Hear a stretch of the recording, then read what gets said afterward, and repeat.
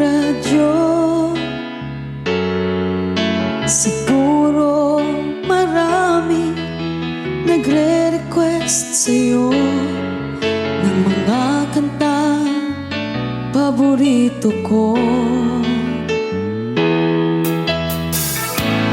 Bakit ka nalulungkot?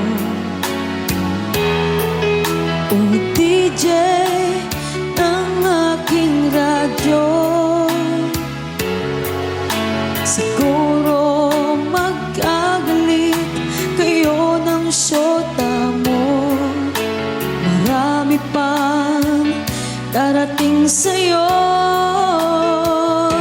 Isipin mo na lang na maraming nagmamahal sa'yo.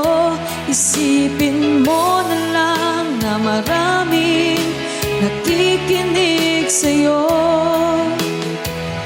Sa boses na hinahangaan ko,